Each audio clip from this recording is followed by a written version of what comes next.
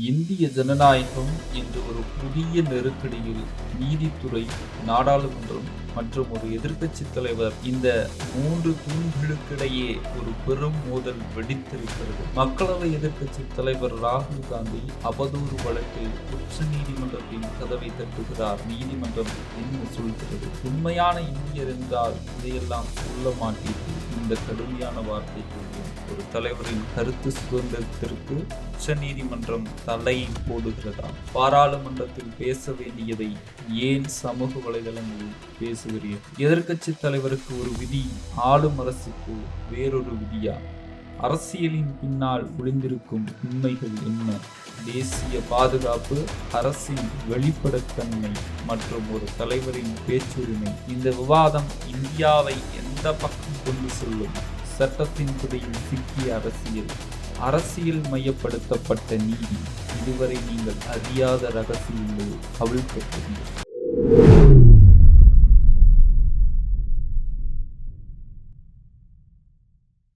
கோபாசை நண்பர்களுக்கு வணக்கம். நம்முடைய அரசியல் காணொலிகள் வந்தடைய நம்முடைய சேனலை மறக்காம சப்ஸ்கிரைப் பண்ணிக்கோங்க. மறக்காம இந்த வீடியோவுக்கு ஒரு லைக் பண்ணிட்டு உங்களுடைய கருத்துக்களை கமெண்ட் செக்ஷன்ல பதிவிட்டுருங்க. மக்களவை எதிர்க்கட்சி தலைவர் ராகுல் காந்தி மீது தொடரப்பட்ட அவதூறு வழக்கில் உச்சநீதிமன்றம் இன்று ஒரு பரபரப்பான தீர்ப்பை வழங்கியுள்ளது. இந்த வழக்கை தற்காலிகமாக நிறுத்தி வைத்த நீதிமன்றம் அதே நேரத்தில் ராகுல் காந்திக்கு ஒரு கடுமையான கண்டனத்தையும் தெரிவித்துள்ளது. இந்த வழக்கோட பின்னணி என்ன? 2020ஆம் ஆண்டு லடாக்கின் கால்வான் பள்ளத்தாக்கில் இந்தியா மற்றும் சீன ராணுவ வீரர்களுக்கு இடையே நடந்த மோதல் இந்திய தேசிய அரசியலில் ஒரு திருப்பு முனையாக அமைந்தது. அந்த மோதலில் 20 இந்திய வீரர்கள் வீரமரணம் அடைந்தனர். ஆனால் அதன் பிறகு பேசிய பிரதமர் நரேந்திர மோடி, யாரும் நம் எல்லைக்குள் ஊடுருவவில்லை, ஒரு அங்குலம் நிலம் கூட கைப்பற்றப்படவில்லை என்று பகிரங்கமாக அறிவித்தார். இது எதிர்க்கட்சிகளிடையே பெரும் சர்ச்சையை ஏற்படுத்தியது. இந்த சூழ்நிலையில் 2022ஆம் ஆண்டு டிசம்பர் மாதம் தனது பாரத் ஜோடோ யாத்திரையின் போது பேசிய ராகுல் காந்தி, சீன ராணுவம் அருணாச்சல பிரதேசத்தில் நம் வீரர்களை தாக்குகிறது, ஆனால் இந்திய ஊடகங்கள் இது குறித்து எந்த கேள்வியும் கேட்காது என்று கூறியிருந்தார்.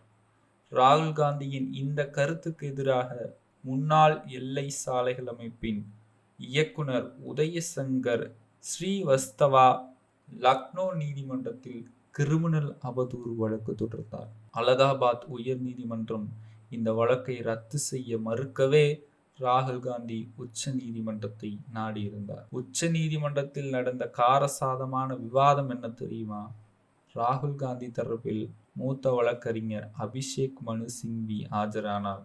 வழக்கை விசாரித்த நீதிபதிகள் தீபங்கர் தத்தா மற்றும் ஏஜி மஜிக் ஆகியோர் அடங்கிய அமர்வு ராகுல் காந்திக்கு கடுமையான கேள்விகள் எழுப்பியது. நீதிபதி தீபங்கர் தத்தாவின் கண்டனம், உங்களுக்கு என்ன சொல்ல வேண்டுமோ அதை ஏன் பாராளுமன்றத்தில் சொல்லக்கூடாது? ஏன் இதை சமூக வலைதள பதிவுகளில் சொல்ல வேண்டும் என்று நீதிபதி தீபங்கர் தத்தா நேரடியாக கேள்வி எழுப்பினார்.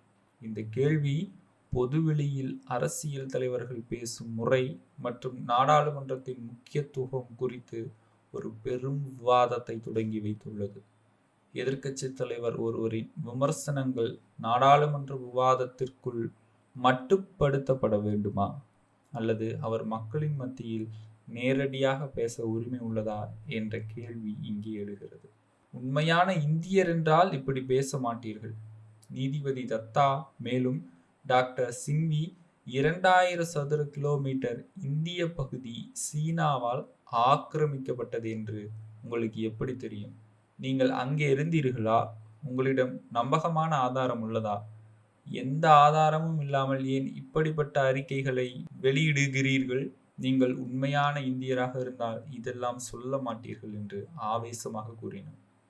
இது ஒரு சாதாரண நீதித்துறை கருத்தல்ல.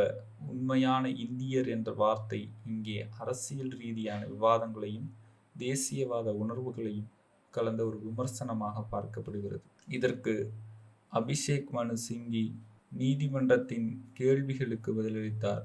பத்திரிகைகளில் வெளிவரும் விஷயங்களை கூட ஒரு எதிர்க்கட்சி தலைவரால் பேச முடியாவிட்டால் அவரால் எதிர்க்கட்சி தலைவராக இருக்க முடியாது என்று அவர் வாதிட்டார். மேலும் ஒரு உண்மையான இந்தியன், நம்முடைய 20 இந்திய வீரர்கள் அடித்துக் கொல்லப்பட்டனர், இது கவலைக்குரிய விஷயம் என்று சொல்வதும் சாத்தியமே என்று சுட்டிக்காட்டினார். எல்லை தாண்டிய மோதலில் இரு தரப்பிலும் உயிரிழப்புகள் ஏற்படுவது அசாதாரணமா என்று நீதிபதி தத்தா பதிலுக்கு கேட்டபோது, சிங்வி ராகுல் காந்தியின் கருத்துக்களை இன்னும் சிறப்பாக சொல்லியிருக்கலாம் என்று ஒப்புக்கொண்டார். ஆனால் இந்த அவதூறு வழக்கு ஒரு எதிர்க்கட்சி தலைவராக கேள்வி எழுப்பியதற்காக அவரை துன்புறுத்தும் ஒரு முயற்சி தான் என்றும் அவர் கூறினார். இதில் கவனிக்க வேண்டிய முக்கிய அம்சம், இந்த வழக்கு குற்றவியல் புகார் பதிவு செய்யப்படுவதற்கு முன் ராகுல் காந்திக்கு செவிசாய்க்கப்படவில்லை என்ற சட்ட ரீதியான ஒரு தொழில்நுட்ப அம்சத்தை சுற்றியும் விவாதிக்கப்பட்டது. இது பாரதிய நாகரிக் சுரக்ஷா சம்ஹிதா பிரிவு 233 மீறுவதாகும் என்று சிங்வி வாதிட்டார். இந்த வாதத்தை உச்ச நீதிமன்றம் ஏற்றுக்கொண்டது. இந்த விஷயத்தை ஆழமாக ஆராய ஒப்புக்கொண்ட நீதிபதிகள் அமர்வு வழக்கை தற்காலிகமாக நிறுத்தி வைத்து அது தொடர்பாக நோட்டீஸ் அனுப்பவும் உத்தரவிட்டது. சமூக வலைதளங்களிலும் அரசும் என்ன சொல்கிறது? இந்த விவாதத்தில் கவனிக்க வேண்டிய மற்றொரு முக்கியமான விஷயம், பிரதமர் மோடி அரசாங்கம் முக்கியமான அறிவிப்புகளான பண மதிப்பிழப்பு, திடீர் லாக்டவுன் போன்றவற்றை சமூக வலைதளங்களின் மூலம்தான் வெளியிட்டது. ஆனால் எதிர்க்கட்சி தலைவர் அதே சமூக வலைதளங்களில் கருத்து தெரிவிக்கும் போது நீதிமன்றம் கேள்வி எழுப்புவது, அரசிற்கும் எதிர்க்கட்சிக்கும் வெவ்வேறு விதிகள் உள்ளதா என்ற விவாதத்தையும் கிளப்பியுள்ளது. இந்த வழக்கு இந்திய அரசியலில் ஒரு புதிய விவாதத்தை தொடங்கி வைத்துள்ளது. நீதித்துறை, அரசியல் தலைவர்களின் பேச்சுரிமை, தேசியவாதம், அரசின் வெளிப்படைத்தன்மை என பல கேள்விகளை இது எழுப்பியுள்ளது. ராகுல் காந்திக்கு எதிரான அவதூறு வழக்கு தற்காலிகமாக நிறுத்தி வைக்கப்பட்டிருந்தாலும் இந்த விவாதத்தின் தாக்கம் நீண்ட காலத்திற்கு இருக்கும் என்பதில் சந்தேகமில்லை. இந்த செய்தியை நீங்க எப்படி பார்க்குறீங்கன்னு மறக்காம கமெண்ட் பாக்ஸில் தெரிவிச்சுட்டு போங்க. மீண்டும் ஒரு நல்ல அரசியல் காணொளியில் நான் உங்களை சந்திக்கிறேன்.